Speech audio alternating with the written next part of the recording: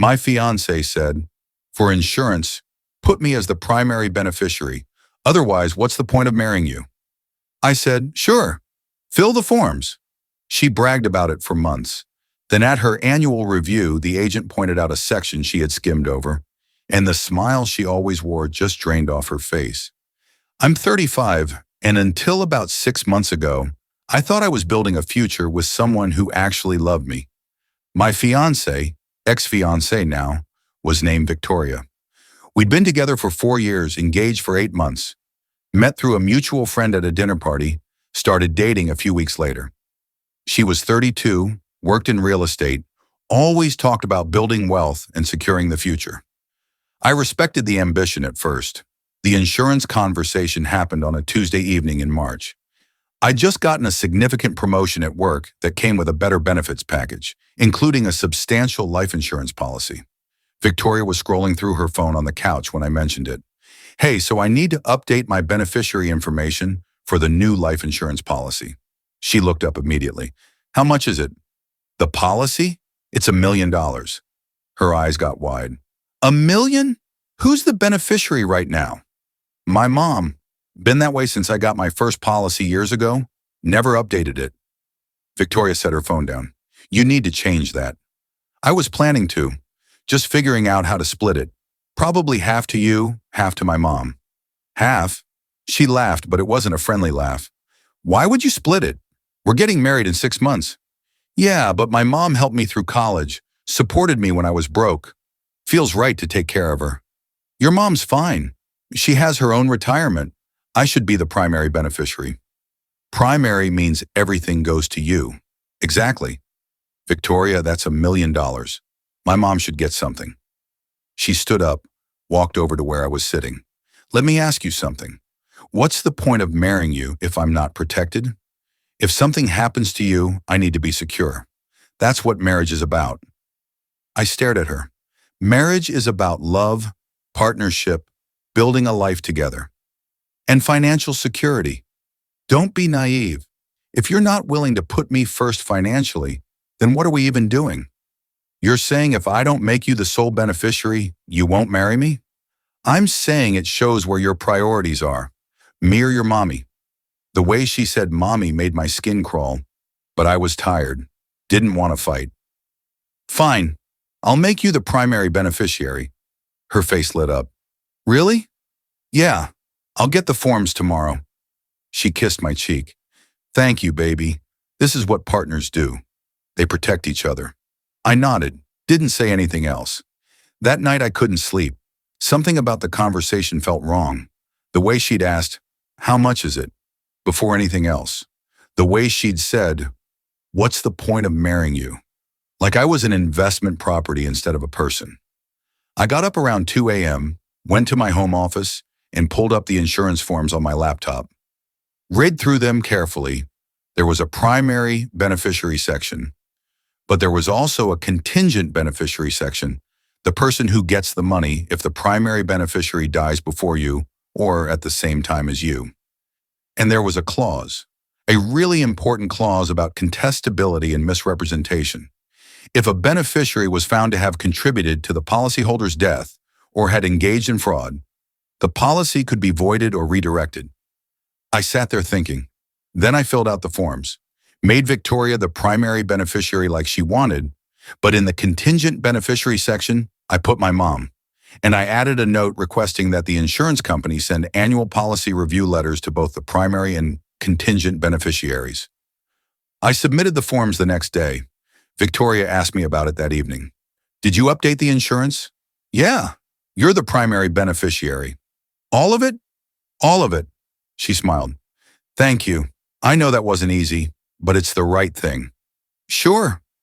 Over the next few months, Victoria mentioned the insurance constantly, to her friends, her family, even to strangers at parties. "Yeah, he finally put me as the primary beneficiary on his life insurance. $1 million. That's how you know a man's serious about you." Every time she said it, I felt a little more disgusted, but I kept quiet, just watched, waited. Update 1. The annual review letter came in September, about 6 months after I'd updated the policy. 2 letters, actually. One addressed to Victoria as primary beneficiary, one addressed to my mom as contingent beneficiary. I wasn't home when they arrived. Victoria called me at work around 3 p.m. Hey, some mail came for you today. Official-looking stuff. What is it? Insurance company. Says it's an annual policy review. There's one for me and one for your mom. Oh yeah, they send those to all beneficiaries. Just standard review stuff. They want to make sure the information's accurate. Why would they send one to your mom? She's listed as contingent beneficiary. Silence. Contingent? Yeah, it means if you die before me or at the same time as me, she gets it instead. I thought I was getting everything. You are. As long as you're alive when I die, you get it all. The contingent is just a backup. So your mom gets nothing unless I'm dead? Correct. Oh, okay. That's fine then. She seemed satisfied. I wasn't surprised. Victoria had never actually read the full policy documents. She'd just seen primary beneficiary and assumed that meant she won. What she didn't know was what else was in that review letter. The insurance company included a full breakdown of the policy terms, including the contestability clause, the fraud provisions, and a reminder that beneficiaries should review the terms annually to ensure they understood their rights and limitations. My mom called me that night. Honey, I got a letter from your insurance company. Yeah, I know. You're listed as contingent beneficiary. That's very sweet. But why am I getting these letters? Because I wanted you to be informed. If anything happens to me, I want you to know what the situation is. Is everything okay with you and Victoria? Honestly, Mom, I don't know anymore. What happened?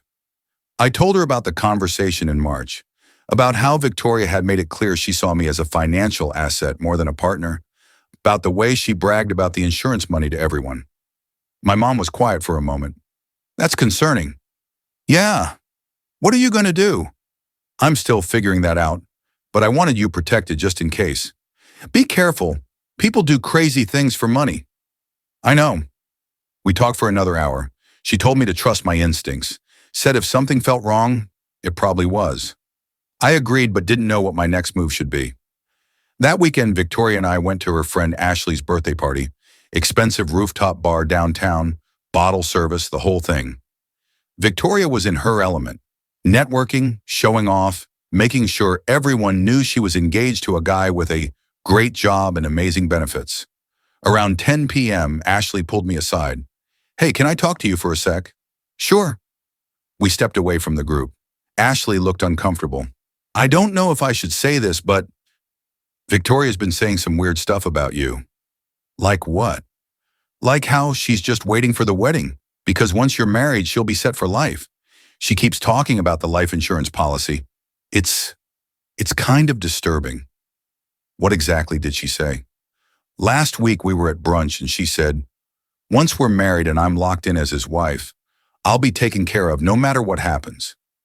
I asked what she meant and she just laughed and said, you know, life insurance, assets, all of it. My stomach dropped. She said that? Yeah. And a couple of her other friends have mentioned it too. We're all a little worried about her mindset. Like she's not talking about building a life with you. She's talking about being taken care of financially. Thanks for telling me. Are you okay? I will be. I went back to the party. Victoria was laughing with a group of people, champagne glass in hand, telling some story about a real estate deal. She looked so confident, so sure of herself. I realized in that moment that I'd been a convenience to her, a means to an end. The insurance policy was just the most obvious example. We left the party around midnight. In the car, Victoria was tipsy and talkative. Ashley throws the best parties. Did you have fun? It was fine. You seem quiet. Just tired. Well, get used to parties like that. Once we're married and we combine our incomes and assets, we'll be throwing our own events, building our network. Our network or your network? What's the difference? We're a team. I didn't respond, just drove home in silence. Update 2. October came, and Victoria started ramping up wedding planning. We'd set a date for April, about 6 months away. She was focused on the guest list, the venue, the photographer, all the surface-level stuff. But whenever I tried to talk about our actual future, where we'd live long-term if we wanted kids, How we'd handle finances as a married couple? She'd brush it off. We'll figure that out after the wedding. Right now, I just want to focus on making sure the day is perfect.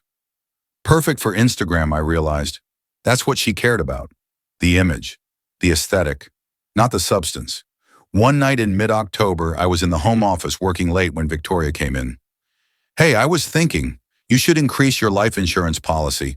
I looked up from my laptop. Why?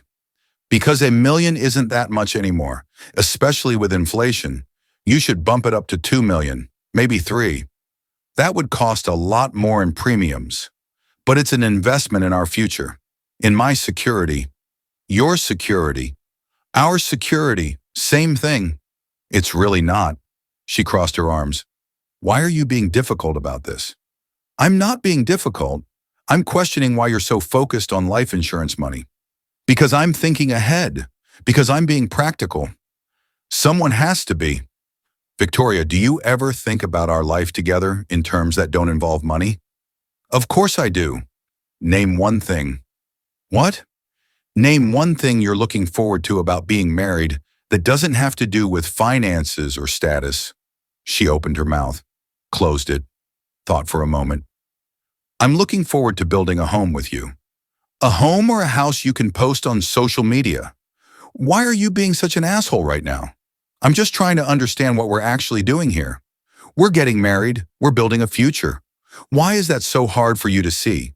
Because every time you talk about the future, it's about money, about assets, about what you'll have if something happens to me. That's called being prepared. It's called being calculating. She stared at me. I can't believe you're saying this. I can't believe you asked me to increase my life insurance policy so you'd get more money if I died. That's not, you're twisting my words. Am I? She left the room, slammed the bedroom door. I sat there feeling like I'd finally said what needed to be said. The next morning she acted like nothing had happened. Made coffee, asked about my day, talked about wedding stuff. But something had shifted. We were both performing now, going through the motions. November arrived. The annual policy review was due. I'd requested the insurance company send updated letters to both beneficiaries. They arrived on a Wednesday. I got home from work around 6 p.m. Victoria was in the kitchen, letter in hand, face pale. What is this? What is what? She held up the letter.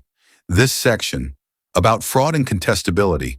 It says if a beneficiary is found to have engaged in fraud or contributed to the policyholder's death, the policy can be voided. Yeah, that's standard language. It's in all life insurance policies. Why didn't you tell me this was in here? It was in the original policy documents. You never read them. This changes everything. How? She realized what she'd just said, tried to backtrack. I just mean, I didn't realize there were conditions. I thought once you made me the beneficiary, that was it. It is. As long as you don't do anything fraudulent or harmful. I wouldn't. Then there's nothing to worry about. She looked down at the letter again, read through it carefully this time. I could see her processing, realizing that the money wasn't as guaranteed as she'd thought. This is bullshit, she muttered. What is? Nothing. Forget it. She went to the bedroom. I heard her on the phone a few minutes later. Couldn't make out the words, but the tone was agitated. That evening, I checked my email. There was a message from the insurance company confirming they'd sent the annual review letters to both beneficiaries. There was also a note, as requested, we've included additional educational materials about beneficiary rights and policy limitations. I'd specifically asked them to include that. Wanted to make sure Victoria understood exactly what she was and wasn't entitled to. My mom called that night. I got another letter from the insurance company. Yeah, the annual review. There's a lot of information in here about fraud and contestability. I know. Honey, are you worried about something? I'm being cautious. Has Victoria done something? Not yet, but I'm starting to think she might if given the opportunity. My mom sighed. I don't like this. I don't like that you're in a relationship where you have to protect yourself legally. Neither do I. What are you going to do? I'm still figuring it out, but I'm prepared now.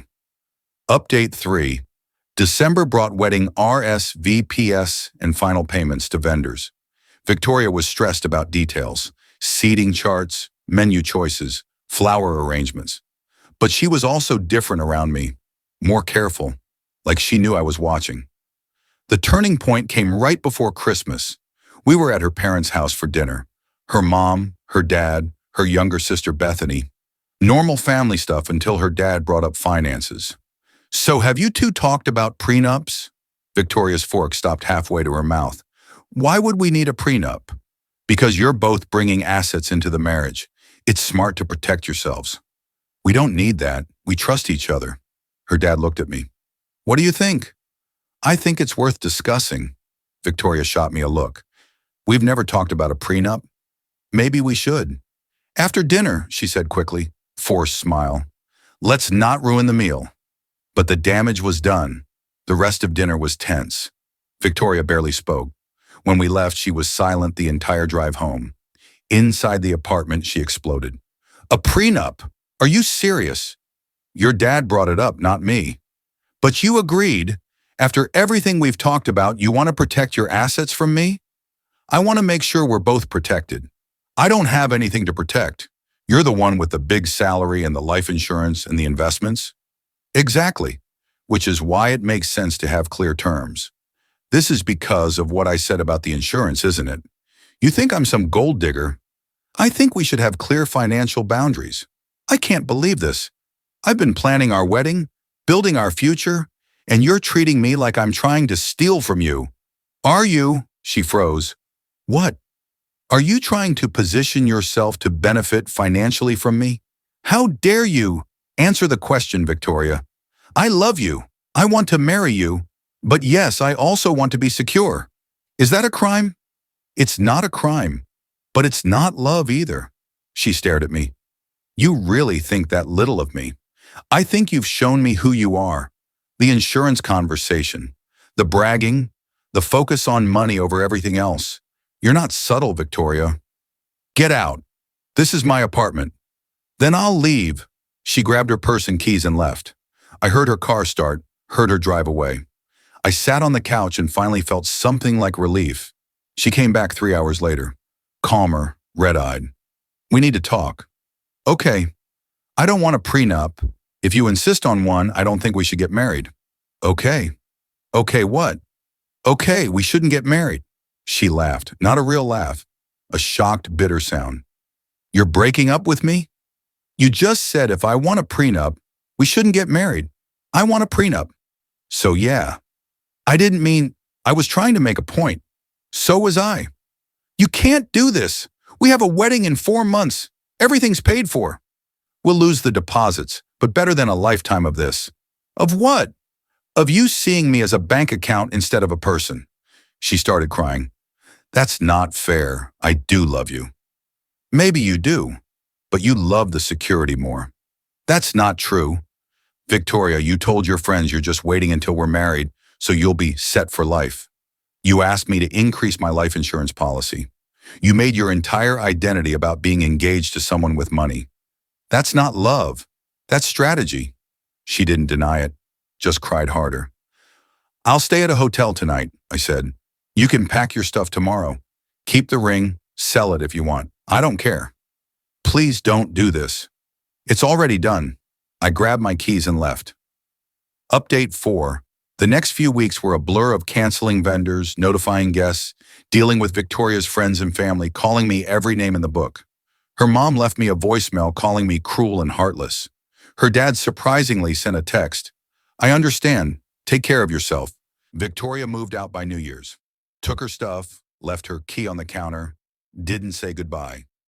I heard through mutual friends she was telling everyone I'd used her, wasted her time, led her on for years just to humiliate her. The narrative flipped me into the villain. I didn't fight it. Didn't care enough to. In January, I got another letter from the insurance company. Annual review. This time only one letter came. To my mom, the contingent beneficiary. I'd updated my policy in December, removed Victoria as primary beneficiary, put my mom back in that spot. My mom called when she got the letter. "You changed it back." "Yeah. How are you doing?" "Better, honestly. I'm glad you got out." "Me too." February came. I heard Victoria was dating someone new, some finance guy she met through work. Good for her. Hope she found what she was looking for. I updated my will too, made sure everything was clear. My lawyer asked if I wanted to add any specific language about future spouses. I said yes. Any future wife would need to sign a prenup.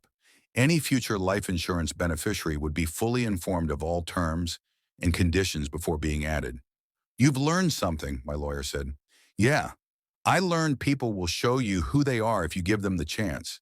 And sometimes who they are is someone who sees you as a financial opportunity instead of a human being.